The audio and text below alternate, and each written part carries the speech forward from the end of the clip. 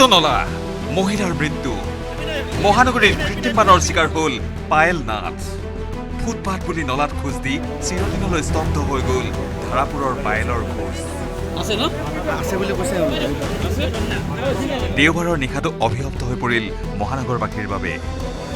5 ঘণ্টাৰ নেৰানেপেৰা বৰষুণ প্ৰলয় হৈ পৰিল মহানগৰবাসীৰ বাবে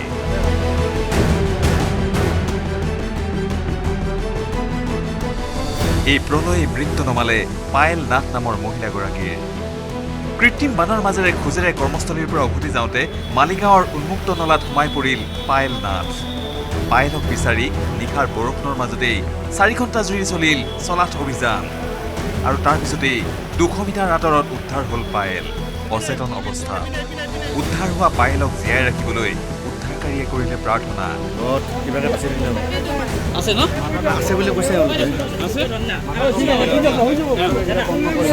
লগে লগে অচেতন পায়েলক নিয়া হ'ল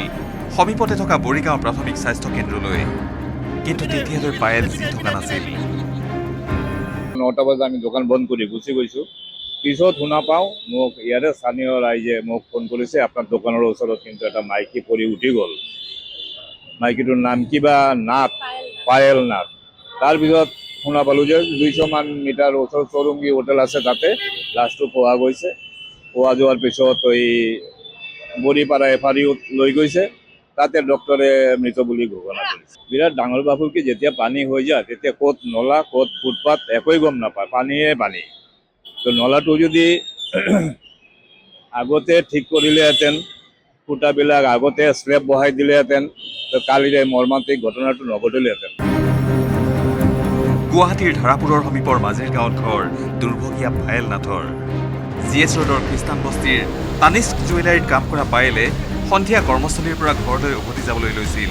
কিন্তু বৰষুণ বেছি হোৱা বাবেই যান জঁটত আবদ্ধ হৈ পৰিব বুলি আশংকা কৰি মালিগাঁৱৰ এগৰাকী বান্ধৱীৰ ঘৰত থকাৰ সিদ্ধান্ত লৈছিল পায়েলে সেই সিদ্ধান্তই কাল হৈ পৰিল পায়েলৰ এনেধৰণৰ উন্মুক্ত নলাবিলাক যেতিয়ালৈকে থাকিব তেতিয়ালৈকে সাধাৰণ ৰাইজে খোজ দিয়াৰ আগতে হেজাৰবাৰ ভাবিব লাগিব আৰু তেনেধৰণৰ পায়েল নাথৰ লগত যি যোৱাকালি সংঘটিত হ'ল যোৱাকালি নিশা পায়েল নাথৰ লগত যি ঘটনা সংঘটিত হ'ল আমিও কামনা কৰিছোঁ যে জিএমচি কৰ্তৃপক্ষই যাতে সেই যি তেওঁলোকৰ গাফিলতি সেই গাফিলতি তেওঁলোকে ঠিক কৰিবলৈ যত্ন কৰে আৰু দ্বিতীয়গৰাকী পায়েল নাথৰ লগত যাতে এনেকুৱা ধৰণৰ ঘটনা হ'বলৈ নাপায় এই ঘটনাৰ পিছতেই পায়েলৰ মাজেৰ গাঁৱৰ ঘৰত বিৰাজ কৰিছে শোকাতুৰ পৰিৱেশ তেওঁ ঘৰলৈ আহি আছিলে এগৰাকী বান্ধৱীৰ লগত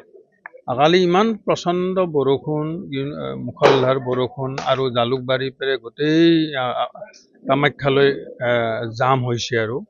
তেওঁ হাজবেণ্ড আনিবলৈ গৈছিল প্ৰায় 10টামান বজাত তেওঁ মানা কৰিছে নালাগে ইমান জাম আহিব নোৱাৰা গতিকে মই আজি বান্ধৱী এগৰাকীৰ লগত থাকিম পাণ্ডু ছাইডত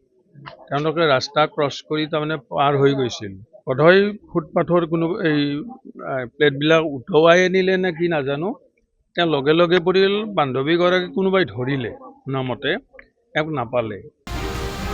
ইফালে ঘটনাৰ বাতৰিৰ প্ৰচাৰ হোৱাৰ পিছতেই মালিগাঁৱৰ ঘটনাস্থলীত উপস্থিত হ'ল জিএমচিৰ আয়ুক্ত চিন্ময় প্ৰকাশ ফুকনসহ NDRF আৰু SDRFৰ এটা দল স্থানীয় লোকৰ অভিযোগ এমাহ আগতেই ট্ৰাকে ভাঙি পেলাইছিল নলাৰ ওপৰৰ ঢাকোন কিন্তু গুৱাহাটী পৌৰ নিগমক বাৰে বাৰে অভিযোগ দিয়াৰ পিছতো নলা মেৰামতিৰ ব্যৱস্থা কৰা নাছিল পৌৰ নিগমে নলাটো এটা ট্ৰাক সোমাই ভাঙিছে প্ৰায় 1 মাহ হৈ গৈছে এইটো জিএমচিয়ে তেতিয়াই মানে এইটো ৰিপেয়াৰিঙৰ কৰাৰ দৰকাৰ আছিল কিন্তু কৰা নাই আমি বহুতবাৰ কৈছোঁ এই ফুটাটো মাৰি দিব এইফালে পৌৰ নিগমৰ আয়ুক্তই দুখ ঠেলিছে গড়কাপ্তানি বিভাগলৈ চাওক সেইটো এতিয়া পুঞ্চতে কোৱাটো মই অনুচিত কাৰণ ইয়াতে আমি যিখিনি দেখিছোঁ ইয়াতে মেন হোল নাই ইয়াতে আপুনি দেখিব আপোনাৰ যিটো আমাৰ ট্ৰেডিশ্যনেল মেন হোল বুলি কয় যিটো এইটো গড়কাপ্তানি বিভাগে বনোৱা পদপথ হয় এইটো গুৱাহাটী পৌৰ নিগমে বনোৱা নহয় ইয়াতে যিখিনি দেখিব পাইছোঁ ইয়াতে যিখিনি ড্ৰেইন কভাৰ আছিলে ড্ৰেইন কভাৰবিলাক RCC কভাৰ আছিলে মই যিহেতু নিজে ইঞ্জিনিয়াৰ নহয় সঠিকভাৱে ক'ব নোৱাৰিম কিন্তু পানীৰ তীব্ৰতা সুত ইমানেই আছে যে সেই কভাৰবিলাক আঁতৰি আহিছে প্ৰায় প্ৰতি বছৰে মহানগৰীত কৃত্ৰিম বানে এইদৰেই হেতালি খেলি আহিছে মহানগৰবাসীৰ জীৱনৰ সৈতে মহানগৰীৰ উন্মুক্ত নলাই 2 বছৰ পূৰ্বে প্ৰাণ লৈছিল অবিনাশ চৰকাৰ নামৰ এটি কণমানিৰ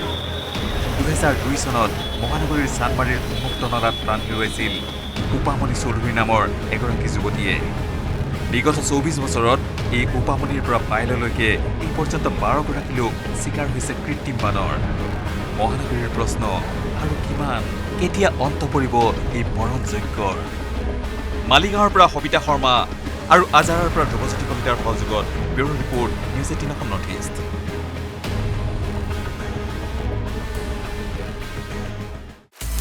আপুনি বিচৰা বাতৰি পাব কেৱল নিউজ 18 এপত। নিউজ 18 এপ ডাউনলোড কৰিবলৈ স্কেন কৰক এই QR কোড। গুগল প্লে ষ্টৰতো পাব এই নিউজ 18 এপ।